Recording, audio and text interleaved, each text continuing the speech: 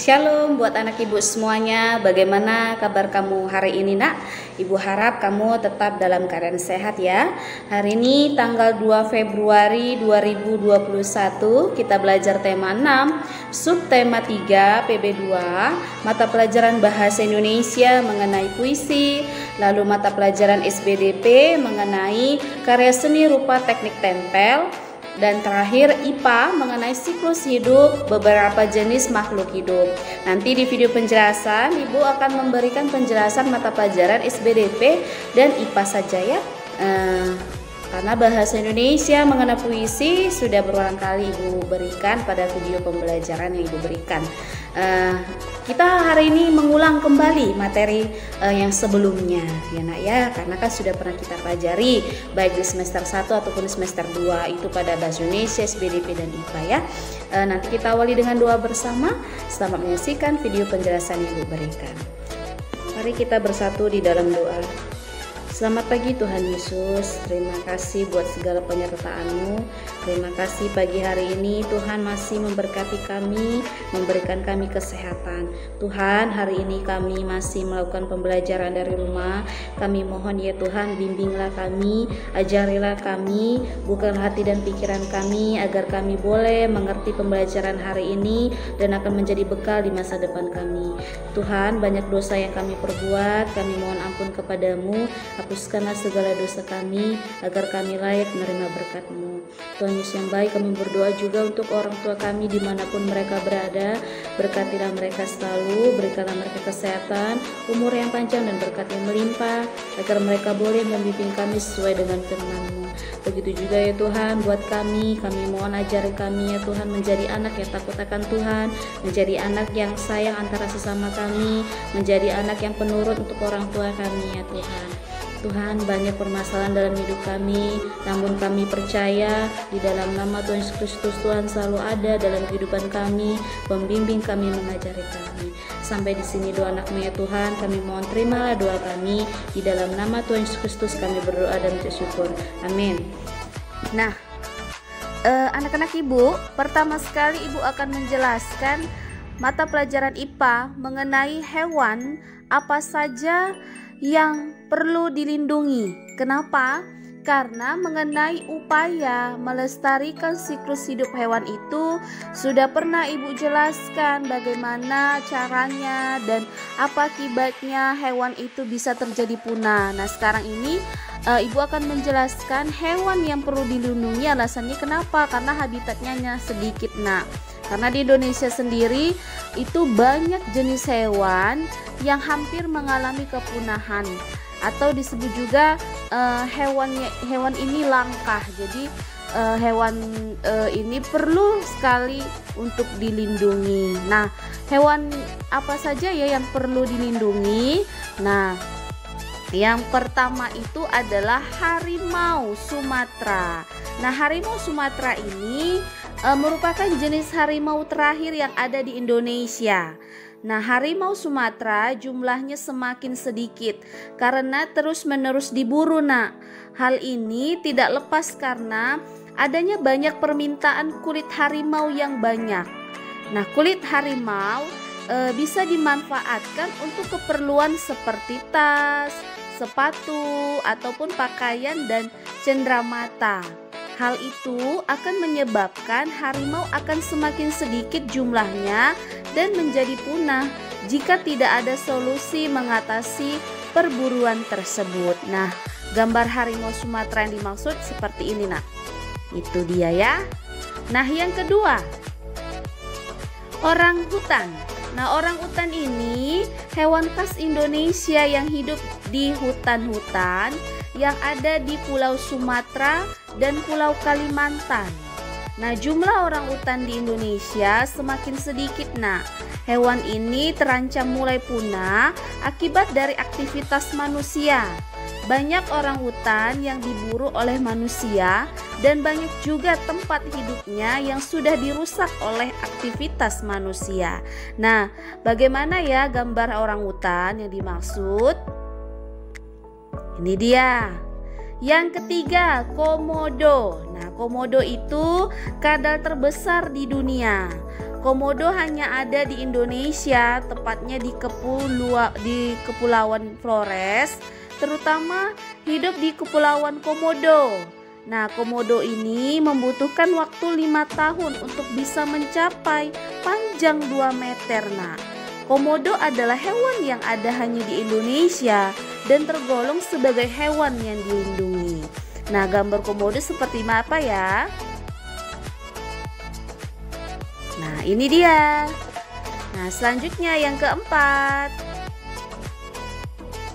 gajah Sumatera.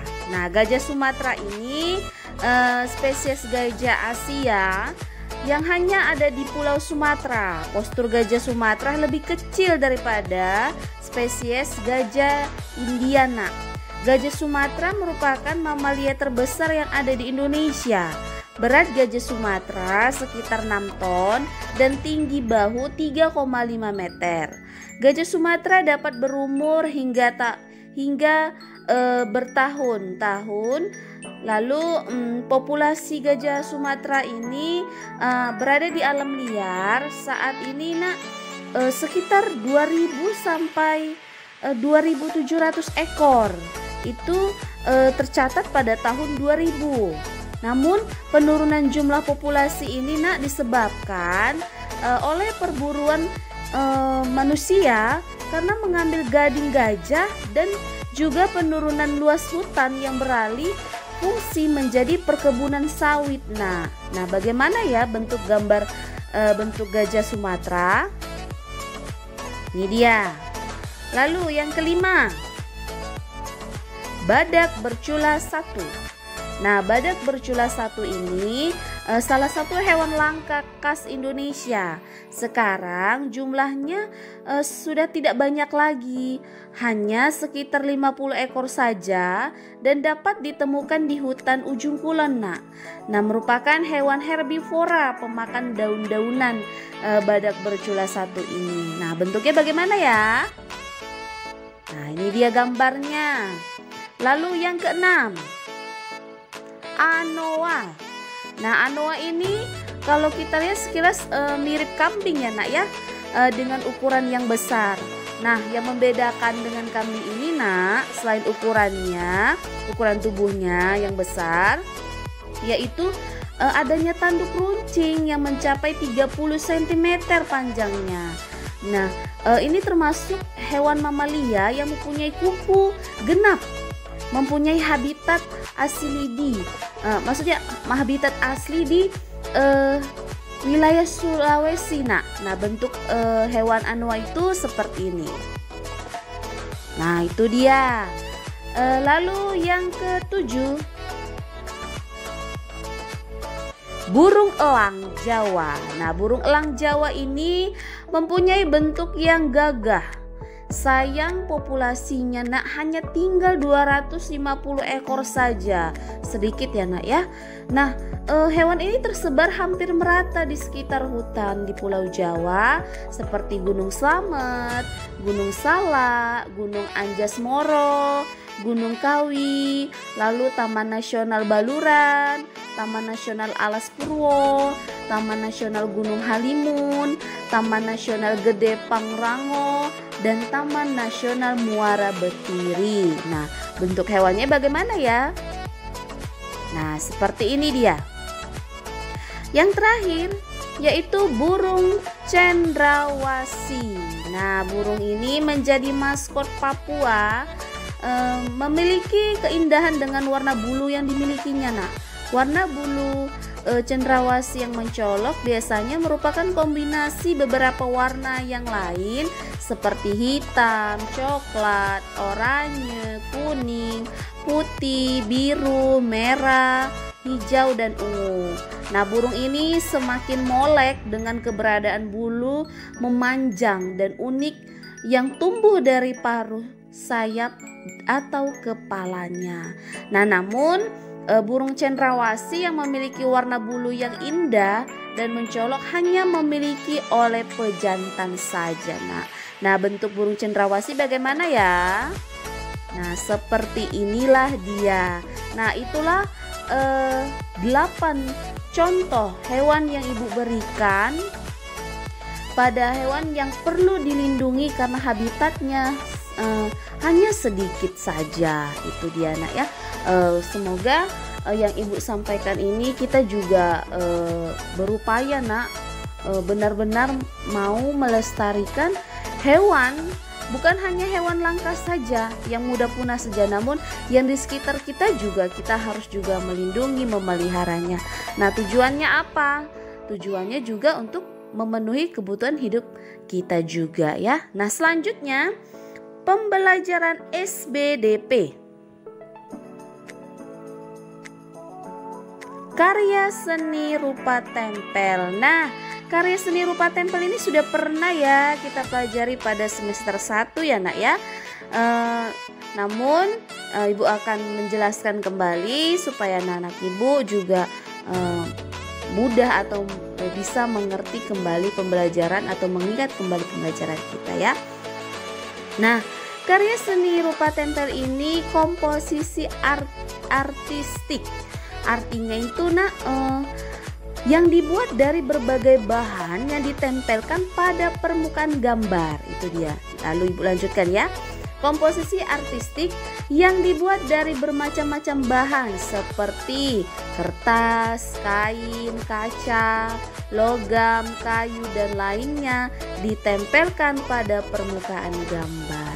Nah, selanjutnya jenis-jenis karya seni rupa tempel. Ayo, siapa yang masih ingat ada berapa ya jenis-jenis karya seni rupa tempel secara umum? Iya, benar, ada 4. Yang pertama apa ya nak ya? Montase, kolase, mozaik, dan aplikasi. Betul sekali. Nah, jenis karya seni rupa tempel ini merupakan karya seni 2 dimensi, juga bagian dari karya seni 2 dimensi. Nah, ibu akan menjelaskan kembali ya satu persatu. Yang pertama, montase. Nah, montase ini karya seni tempel yang mengomunikasikan gambar-gambar dari berbagai sumber menjadi sebuah susunan karya seni baru. Sumber yang dimaksud bisa dari koran bekas, majalah bekas, buku yang sudah tidak dipakai, majalah bekas tadi sudah ya, tabloid dan lainnya. Nah, karya montase ini nak dapat dihasilkan dari gambar yang kita susun, kita rancang dengan gambar yang jadi lainnya. Nah, umumnya seni montase ini terbuat dari kumpulan beberapa jenis gambar yang memiliki tema yang sama, lalu kemudian disatukan menjadi gambar yang baru. Itu dia. Nah, maksudnya kita mengambil beberapa gambar dari beberapa bahan seperti koran, majalah dan lainnya yang tadi, lalu kita ambil.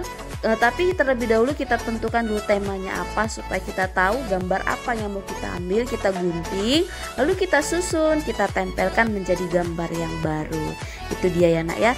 Nah, contohnya seperti ini. Selanjutnya, yang kedua, mozaik. Mozaik ini seni menggabungkan sebuah kepingan-kepingan barang menjadi sebuah gambar atau pola yang baru. Nah, kepingan yang dimaksud itu nak berasal dari material seperti kertas, kulit telur, keramik, kaca, daun, batu, kayu, dan lainnya. Nah, contohnya bagaimana? Nah, seperti ini. Lalu yang ketiga, kolase. Kolase ini karya seni yang terbuat dari berbagai macam material berbeda yang kemudian ditempel menjadi sebuah gambar unik. Contohnya sebuah susunan gambar rumah yang terbuat dari kain, kertas koran, dan biji-bijian. Nah, bahan yang biasa digunakan nak pada kolase ini terdapat dari alam seperti batu, daun, ranting, bunga kering, biji-bijian ataupun kerang nak. Nah, kamu juga bisa nak menggunakan bahan olahan itu seperti plastik, kain flanel, karet, logam, kertas, dan berbagai macam jenisnya. Namun secara umum yang sering kita temukan itu menggunakan biji-bijian ya nak ya, karena mudah ditemukan, dan begitu juga daun-daunan dan ranting.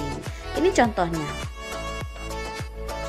Yang terakhir, yang keempat, aplikasi, yaitu suatu karya hias dalam bidang jahit menjahit yang dibuat dengan jalan menempelkan aplikasi berupa guntingan kain yang dibentuk sedemikian rupa menyerupai bentuk-bentuk yang diinginkan, seperti bunga, binatang, buah, dan sebagainya. Nah, contohnya bagaimana?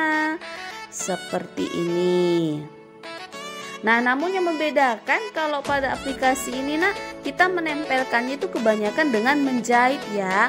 Tapi kalau pada montase, mozaik, kolase, kita menempelkannya dengan lem ya, kebanyakan yang kita temukan itu dia. Nah, demikian pembelajaran kita mengenai IPA dan SBDP tadi. Ibu harap anak-anak ibu dapat memahaminya. Nah, anak-anak ibu, kamu baru saja menyaksikan penjelasan yang Ibu berikan tadi mengenai tugas kamu. Yang pertama IPA. Ibu berikan tugas kamu membuat siklus hidup hewan metamorfosis sempurna dan tidak sempurna, masing-masing satu saja. Nah, kamu mengambil gambarnya itu dari internet, kamu print, lalu kamu tempel di buku tugas kamu. Nah, kamu buat misalnya siklus hidup hewan metamorfosis sempurna. Di bawahnya apa nama hewannya? Misalnya hewan semut, misalnya ya nak ya. Lalu di bawahnya kamu tempel gambarnya siklus hidupnya dari internet itu. Nah, setelah itu di bawahnya kamu buat penjelasannya bagaimana siklus hidup hewan semut tadi. Begitu juga dengan siklus hidup hewan metamorfosis tidak sempurna. Itu untuk IPA. Nah, selanjutnya untuk bahasa Indonesia itu ada di halaman 122. Itu ada puisi Sahabatku Seorang Pemulung. Nah, tugas kamu menentukan intonasinya ya. Kalau semalam menentukan jeda. Nah, saat ini kamu menentukan intonasi pada puisi Sahabatku Seorang Pemulung. Nah, 2 mata pelajaran saja tugas yang Ibu berikan. Untuk SBDP untuk saat ini tidak ada ya nak ya. Ibu harap kamu dapat memahami pembelajaran kita hari ini. Demikian pembelajaran kita. Jangan lupa diakhiri dengan doa. Tetap sehat, tetap semangat. Tuhan Yesus memberkati. Shalom.